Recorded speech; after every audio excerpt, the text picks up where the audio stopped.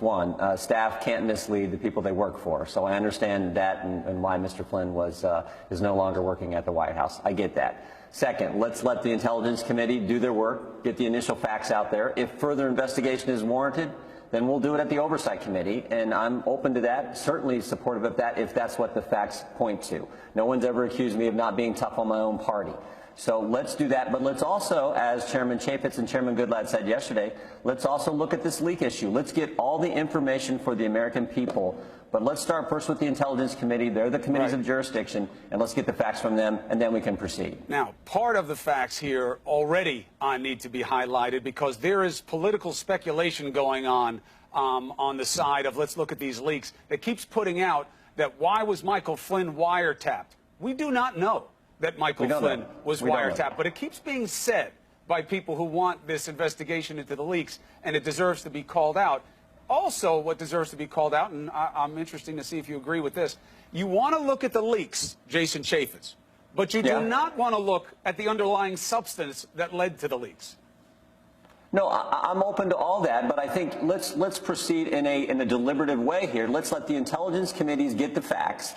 If, in fact, then the Oversight Committee needs to do more, I'm willing to do that. Like I said before, we certainly did that in the last administration, and I've never been one who's been accused of not being tough on our own party. You can ask former Speaker Boehner about some disagreements we had. So I'm willing to do that, but let's proceed in a deliberative manner to get the facts for the American people, including how this leak happened.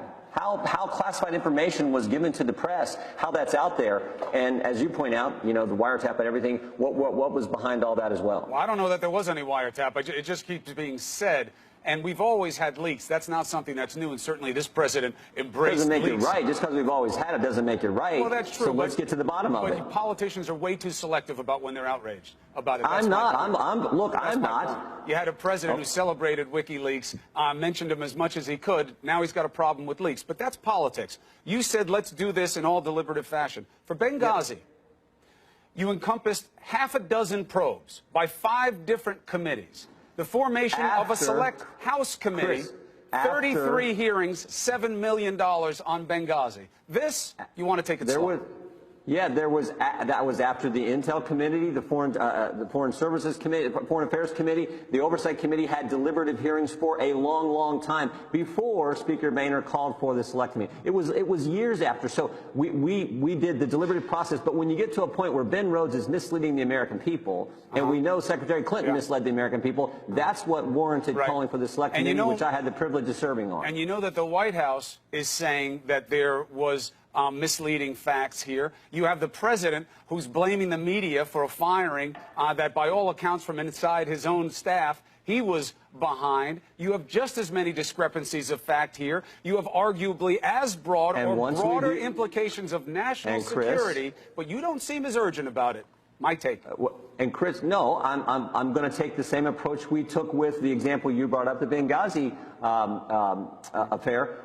We're going to take the same approach. Let the standing committees begin to do the work. Let's get the facts. If the Oversight Committee needs to do more work, we'll do that. If at some point there's a requirement or it looks like we need a Select Committee, I'm open to that as well. But let's proceed in the same manner we did for that situation in the last administration. That when you started to sniff out that there was political resistance to getting to what you saw as the truth, you blew it up and went into a bigger situation. Here we already have Rand Paul, who holds himself out as an independent spirit among Republican-inclined people, and he says, can't waste time having Republicans investigate Republicans. You guys are in control of all of these committees. The idea that it would be done divorced from partisanship is hard to see, given the lack of curiosity from Republicans about the Flynn situation thus far.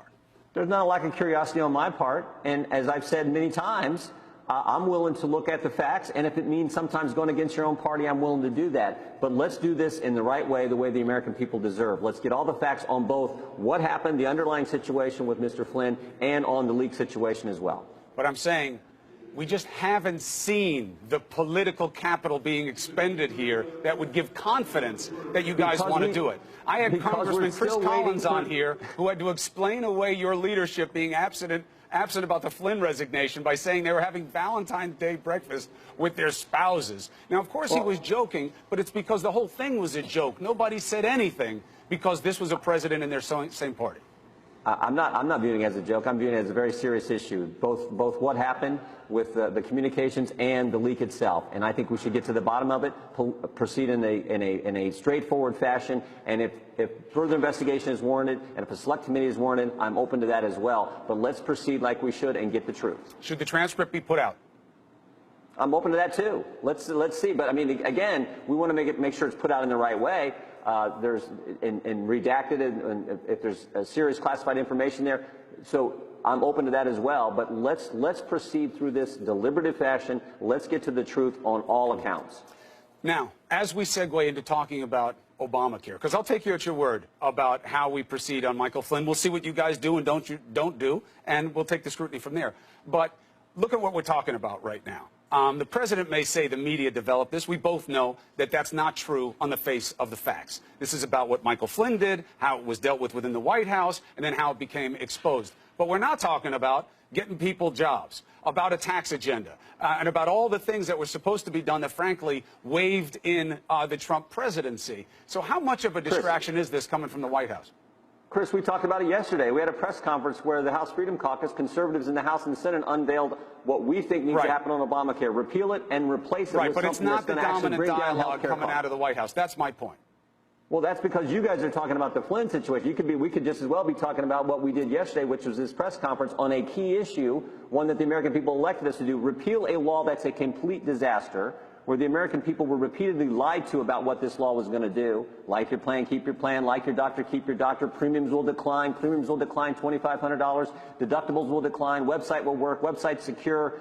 Emergency room visits will decline. They've actually went up. They were also told these co-ops that were formed were going to be wonderful. 18 of those 23 co-ops have already went bankrupt. So everything they were told about this law was a lie. Right. And now we come forward with a plan to repeal it, saying pass the same legislation we passed a year and a half ago, put that on President Trump's desk, just like we put on President Obama's desk.